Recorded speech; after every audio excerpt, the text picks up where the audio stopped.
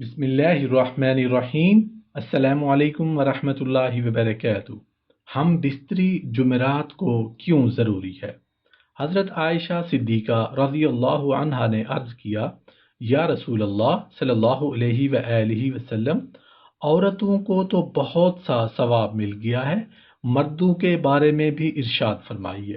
یہ سن کر نبی پاک صلی اللہ علیہ وآلہ وسلم مسکرائے اور فرمایا، مرد اپنی عورت کا ہاتھ پکڑ کر مانوس کرتا ہے تو اس کے لیے ایک نیکی لکھی جاتی ہے۔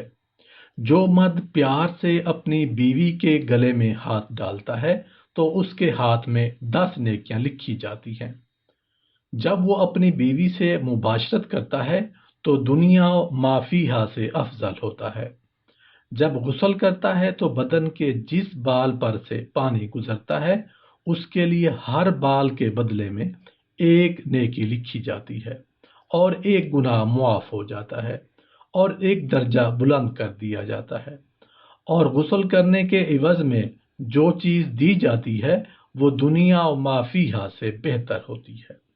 اور بے شک اللہ تعالیٰ اس پر فخر کرتا ہے اور فرشتوں سے کہتا ہے کہ میرے بندے کی طرف دیکھو کہ ایسی سرد رات میں غسل جنابت کے لیے اٹھا ہے اور اس بات پر یقین رکھتا ہے کہ میں اس کا رب ہوں۔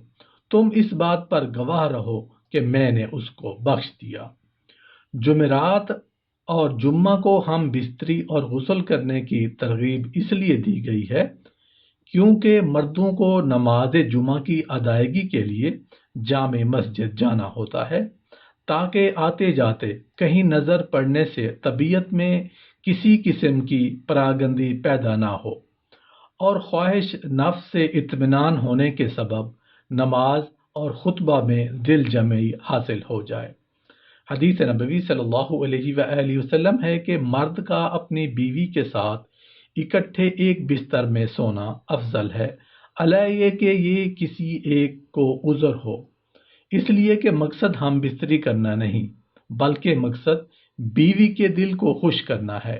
بیوی کے دل کو خوش کرنے کے لیے ایام کے دنوں میں بھی اس کے قریب ہو جانا گویا انبیاء علیہ السلام کی سنت ہے۔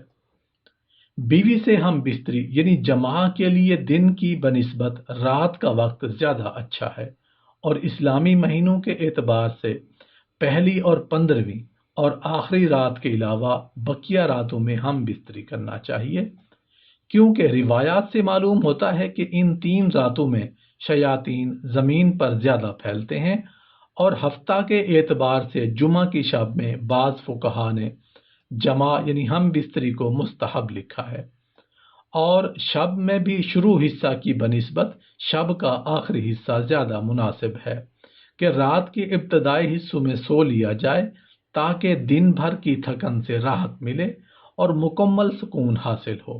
اور ایک فائدہ یہ بھی ہے کہ رات کا تھوڑا سا حصہ ہی جنابت یعنی ناپاکی میں گزرے گا، البتہ رات کا اتنا آخری حصہ بھی نہ ہو کہ پھر دوبارہ آرام کا وقت نہ رہے۔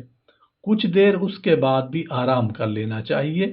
جب خاوند کو اپنی بیوی کے پاس آنے کی حاجت ہو تو اس کا مروجہ طریقہ یہ ہے کہ بیوی کے ساتھ کمرے میں اس وقت اور کوئی نہ ہو، حتیٰ کہ شیرخوار بچہ بھی نہ ہو۔ وہاں اگر بچہ سویا ہوا ہو تو کوئی مضائقہ نہیں۔ شریعت نے میاں بیوی کو اختیار دیا ہے کہ وہ دن میں یا رات میں کسی بھی حصے میں ازدواجی عمل یعنی مباشرت یا ہم بستری کو سر انجام دے سکتے۔ شرعی تقاضا یہ بھی ہے کہ جس قسم کی محبت کی توقع مرد اپنی بیوی سے کرتا ہے، اسی طرح کی توقع بیوی بھی اپنے شوہر سے کرتی ہے۔ اخلاقی طور پر یہ مناسب نہیں کہ شوہر اچانک آئے اور اپنا مطلب نکال کر یعنی ہم بستر ہو کر جمع کر کے چلا جائے کہ بیوی بدستور تشنا رہے گی، جس سے اس کو تشویش اور حیرانی لاحق ہوگی۔ لیکن اگر اس ازدواجی ملاپ کو بخوبی سر انجام دیا جائے تو بیوی کے لیے بھی یہ مرحلہ آسان ہوگا۔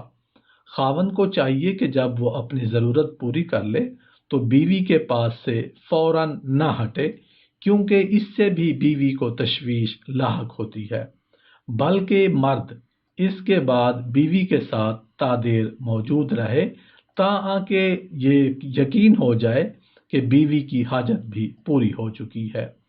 ازدواجی عمل کو پرلطف اور کارآمد بنانے کا مقصد عورت کے ساتھ نیکی اور احسان ہے، اور خیر اور احسان کا یہ عمل شوہر ہی کر سکتا ہے، کوئی اور کیوں کرے گا؟